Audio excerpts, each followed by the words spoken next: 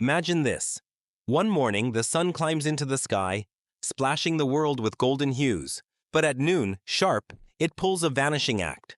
Not a slow fade, not a sunset, just poof, gone. Like someone yanked the plug on a cosmic lamp. For 12 hours, Earth soaks in perfect daylight. For the next 12, it's drowned in darkness, so thick it feels like the universe hit mute. No warning, no explanation. Just a sun working part-time, clocking in and out like it's got a better gig elsewhere. What happens when the world's brightest star goes half-size? Strap in? This gets weird, wild, and downright absurd fast. At first, it's kind of awesome. 12 hours of sunlight is plenty to handle business. Farmers grin, tending crops under a reliable sun that shows up like a punctual delivery guy. Solar panels drink in rays, humming with smug efficiency. No more fretting over cloudy days, just a crisp, predictable dose of light. People plan their lives with Swiss watch precision. Work, play, repeat. All before the noon cutoff. Picnics pop off, kids swarm playgrounds, and beach bums tan without a care. It's like the world got a cosmic to-do list app. Light on, hustle. Light off, chill. Energy bills might even dip, with nobody burning bulbs to fend off twilight. The vibe? Orderly, almost too perfect. But nature's not here for the schedule. Animals lose it. Birds belt out their morning tunes the second the sun blazes, then freeze mid-chirp when darkness slams down, looking as baffled as a karaoke singer who forgot the lyrics. Bees work overtime, pollinating like it's a floral speedrun, then crash in their hives for a mandatory blackout nap. Owls and bats, though?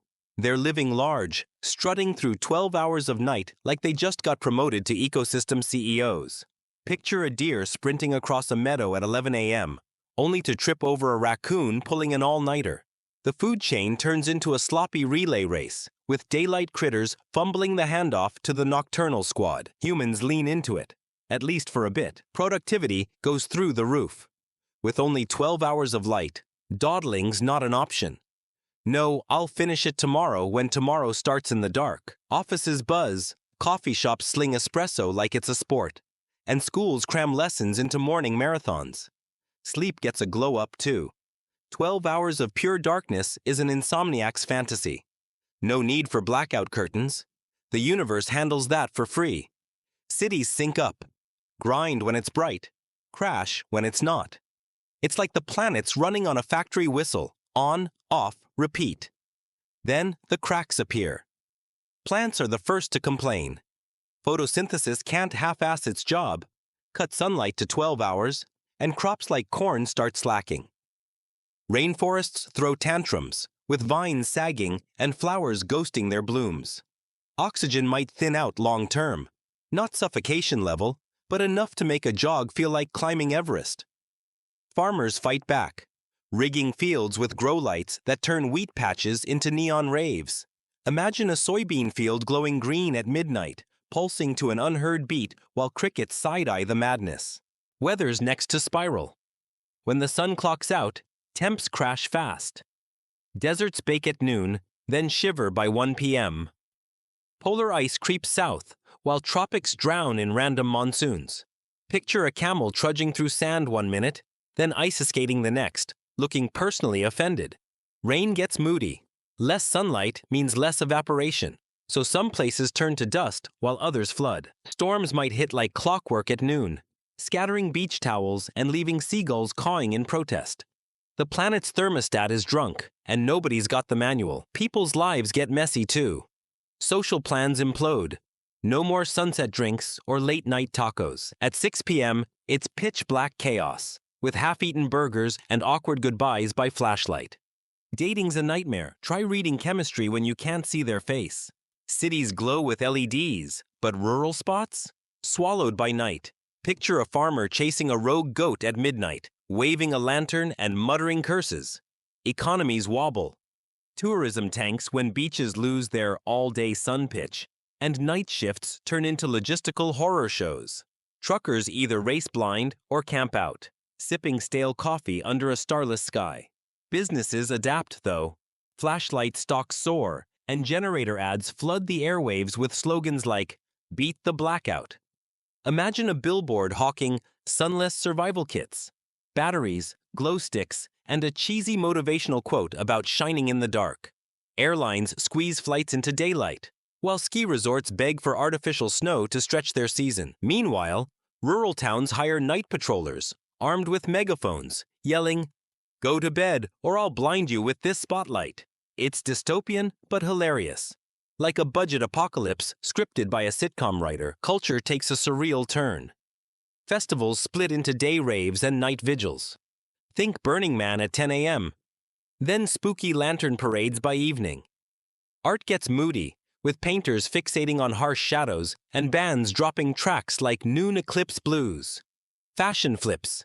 Neon tees rule the day, while night brings glow-in-the-dark parkas. Even religion shifts. Sun deities get side-eyed, while moon cults pop up, chanting under flickering candles. Picture a preacher hyping the sun's brief but bold cameo to a crowd clutching LED wands. The absurdities stack up. Sports leagues scramble. Day games thrive, but night matches? Good luck kicking a soccer ball in total darkness. Referees call blackout penalties, and fans riot over cancelled evening playoffs. Crime spikes in the dark half. Thieves treat noon like a starting gun, slipping through shadows like low-rent spies. Kids invent games like sun-off hide-and-seek, giggling as parents trip over patio furniture. Health's no joke either. Vitamin D dips force sun quotas, with people lining up at dawn like it's a bread ration. Therapists coin dark half-dread, while gyms hawk neon Zumba to keep moods up. Animals go full rogue. Wolves cram hunts into tight windows, while rabbits bolt through daylight like it's a death race. Pets spiral. Dogs howl at the noon blackout. Cats sleep through it all. And hamsters just spin their wheels in confusion. Migratory birds ditch GPS, landing in random backyards like, "This'll do." Picture pigeons roosting on skyscrapers at midnight, cooing over flickering city lights like they're auditioning for a noir flick. So, is a half-day sun a win or a bust? On one hand, it's a cosmic kick in the pants. Humanity could streamline, milking every ray for max efficiency. Solar power, tight schedules, and a new appreciation for light could spark genius innovations. Nature might wobble but adapt, with glowy ecosystems and scrappy survivors. Cultures could get wilder, economies weirder. But the catch? That endless dark would grind us down. Power shortages, sleep fights, and geese crashing into billboards aren't cute forever. Plants might fade, storms might rage, and people might lose it over the last AAA battery. It's a toss-up. Half the time, it's paradise. The other half, it's a slapstick nightmare. The sun's slacking, but the story? It's one heck of a glow-up, or blackout.